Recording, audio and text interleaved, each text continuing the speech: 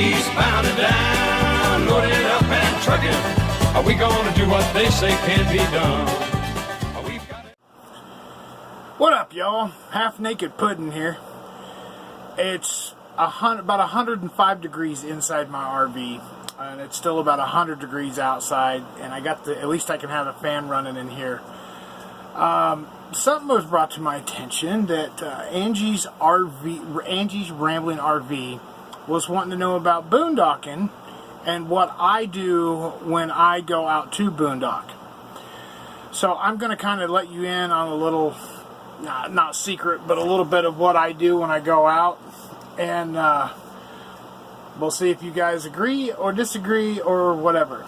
So when I first got out here, I was pretty much kind of like a lost puppy. Didn't know what to do, didn't know where to turn, didn't know what was going on. So I pretty much had to figure it out on my own. But when I finally got into the swing of things, there was really two things that became a must. Number one, H2O. H2O is number one. You have to have food or water. Oh my God, see? It's going to be one of those days. So water is number one. You've got to make sure you have plenty of water, especially if you're going to be in the desert. I don't care if it's the summer or the winter, you need to have water.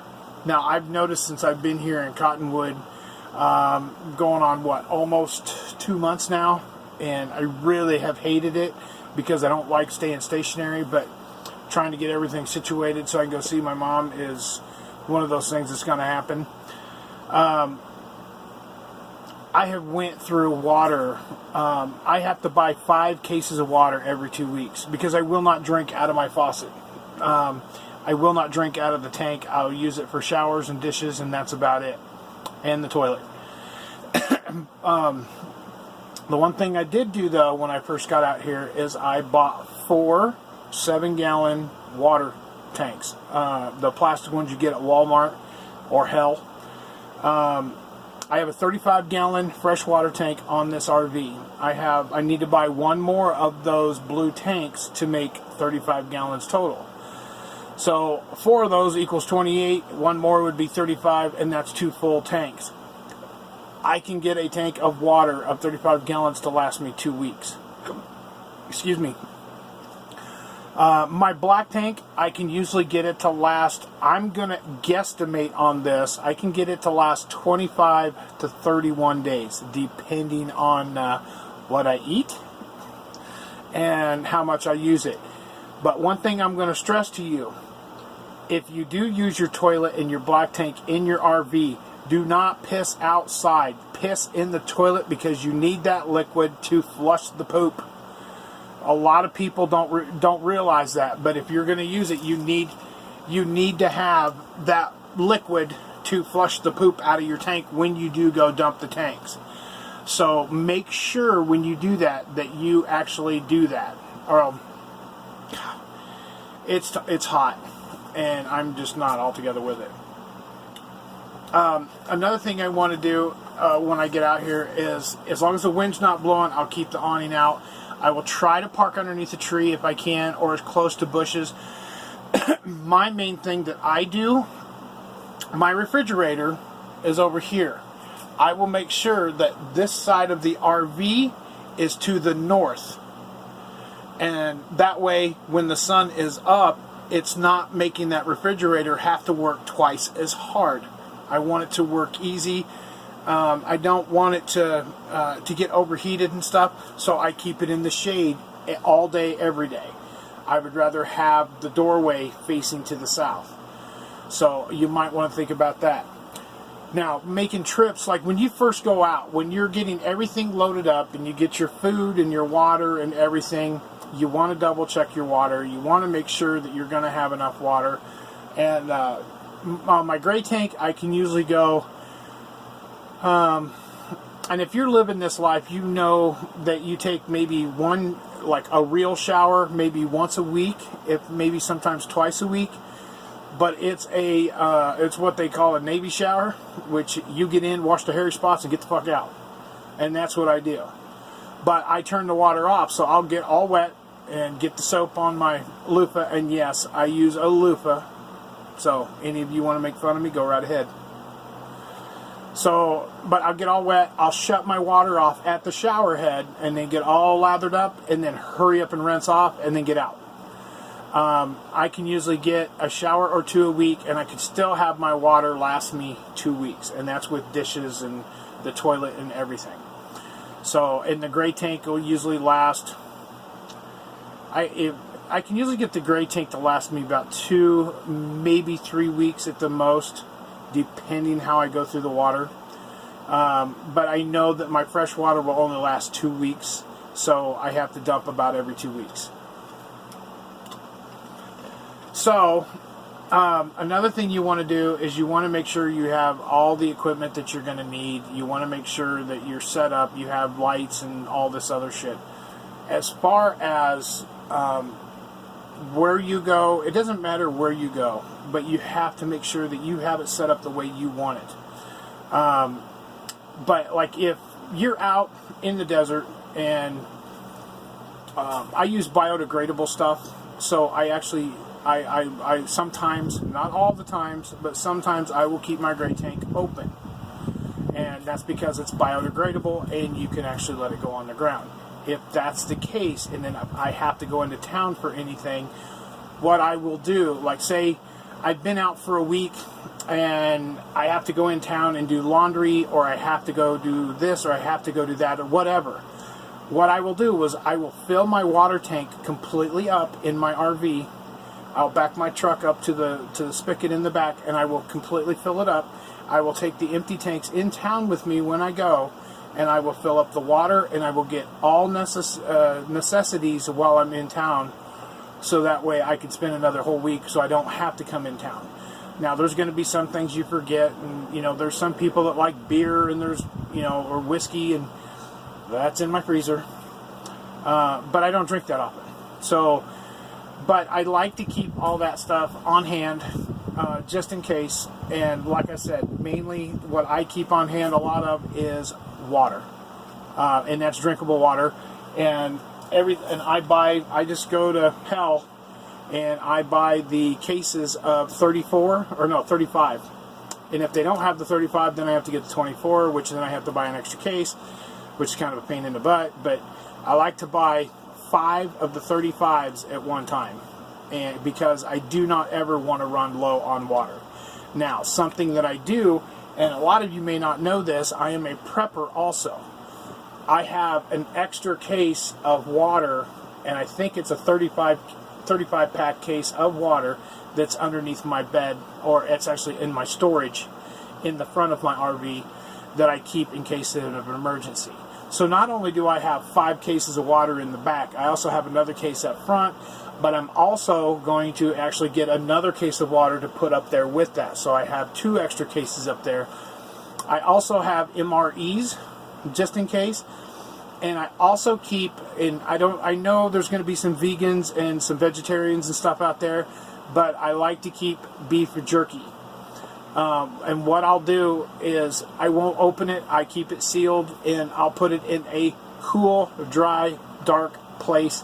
And normally it's with my MREs that are underneath my bed. So, and I will keep about 3 or 4 packs of those just in case. So, I mean, everybody's going to be different. Not everybody is a prepper or a survivalist. Yeah, you can tell I'm a prepper or a survivalist by my belly. Woo! Big boy. But I have that mentality where I want to be prepared just in case something happens. Another thing you want to do also is if you have a generator or you run something like that, you want to keep extra gallons of fuel. And you also want to have extra oil just in case something happens, so you don't have to keep running into town and getting it, because that's a waste of fuel, and you don't want to waste all your fuel running back in and out of town to get the minor things.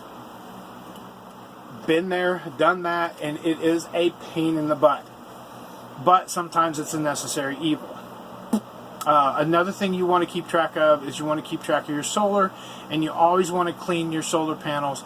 I do my solar panels about once a week because I have the Harbor Freight ones, but I'm actually looking to upgrade to better solar panels now but I have to wait until I get the money to do that.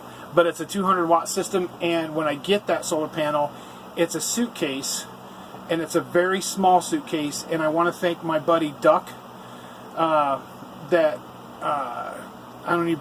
can't remember his real name. All I remember him by is Duck. He had a black Dodge with a, we called it the butt plug that he traveled behind with. A streamliner. I can't even think of what it's called now. This silver freaking RV that looks like a butt plug. That's all I remember. That's what I thought it looked like. Anyway, I want to thank him personally because I love that solar panel kit, that solar panel suitcase he has. It's going to be, number one, it's going to be 10 times lighter than what I have with these Harbor Freight.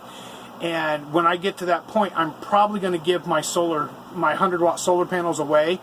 Not my batteries, just the solar panel and the charge controller. Because this new one that I'm getting will have a charge controller come with it.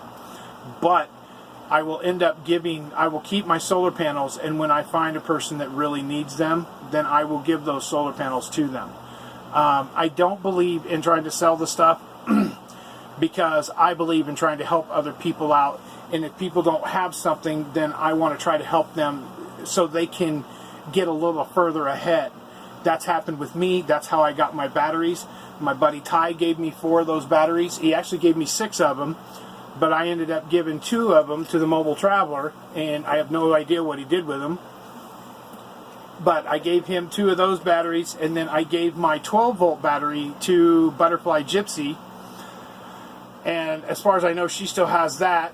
And so I kept the 4 because I want to help other people out. And that's what a lot of people don't understand. Out here, it's not about helping yourself.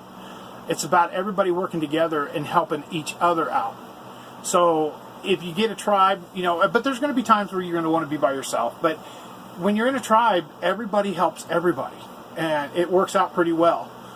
There's going to be some instances where you're going to be like, yeah, I don't know about this. I don't know if that's going to work or, something like that. And that's fine. To each their own. But the things that I do is I make sure, number one, is I have water. Number 2, I make sure that my refrigerator is on the north side of which way the sun comes up. Because I don't want to have my refrigerator working as hard as possible. And you want to make sure you have fuel, propane, and I carry, my RV came with 2 30-pound propane tanks, or 7 gallons, and I had a third 7-gallon or 30-pound tank that I keep with me that I actually fill my little 1-pound tanks up with. I bought a little valve from Walmart, so that way I can fill those up in the wintertime when it gets chilly. And everybody's like, well, how can you make a can last 3 days? Okay, I'm very hot. Well, thanks. I know I'm sexy hot, but that's beside the point. No, I'm like a walking furnace. When I was in Galesburg, Illinois last year in January and February, it was like 17 degrees. I'm walking around in shorts and a cut-off shirt, and you would not believe the looks I got. I literally am a walking furnace. I am hot all the freaking time. Yeah, thank you. I appreciate that. I'm such an idiot. Anyway, so in the wintertime, all I do with my propane or my Mr. Buddy is I'll turn it on for an hour to maybe an hour and a half at night, shut it off, jump into bed so it kind of takes the chill out of the air, and then I'll jump in bed and I'm good to go until the next morning. When I get up in the morning, I'll turn it on for maybe an hour, maybe, and just enough to get me up so I can get up and move around and stuff, and then I'm good to go. And then I'm outside. So that's how I can get one 1-pound tank to last me for 3 days, because I don't use it that much. It's kind of a blessing in disguise. So, and you ladies know I'm single, see that? Oh my God. I don't even know why I'm doing this like this, because I'm such an idiot for doing it. Anyway, whoever I end up with is going to be very happy, because I know there's a couple things I know about women. Number 1, their ass is always cold. Number 2, their feet are always cold. That I do know. I've had 2 ex-wives, and I've had maybe 14 or 15 girlfriends. Every one of them had the same deal. Every one of them. Cold ass, cold feet. And they like to take their cold feet and put them in between your crotch. That sucks. Because that's like... So anyway, so whoever I end up with is going to be lucky, because I'm literally a furnace, so they'll be cuddling up to me and they're like, oh, you're so warm. So, and you notice that there is no hat on today. Shaved my head the other day, and I don't know if you can still see it, but I have a red mark that runs right through here. See that kitchen cabinet? It was open earlier today, and I walked right into it when I was cooking some pork chops, and busted my head and about knocked myself out. And believe me, I saw stars, and it was not good. So I think I've covered just about everything on what I do. If there's anything I missed or anything else you want to know, let me know.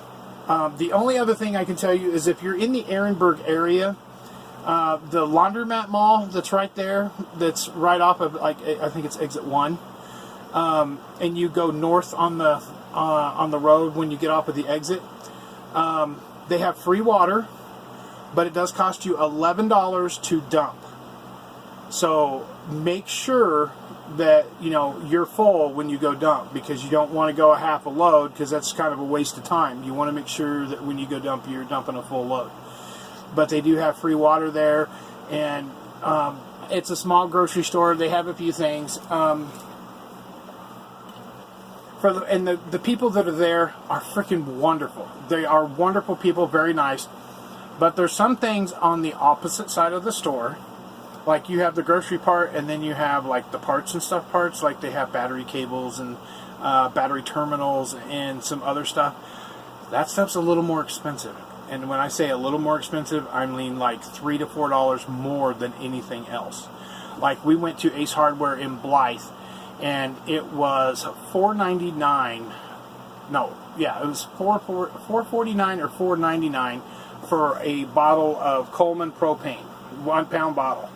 At that store, it was like $6.99 for a bottle of propane. So yeah, you want to make sure that you get your stuff as cheap as you can get it. Now, what I've done on my propane is I have 6 bottles, and I keep all 6 bottles on me, and I will keep them filled, and I can refill them. That might be something that you want to think about checking into. Now, I've explained this before. Even if my heater would have never went out in my RV, I still wouldn't use it because it's so inefficient.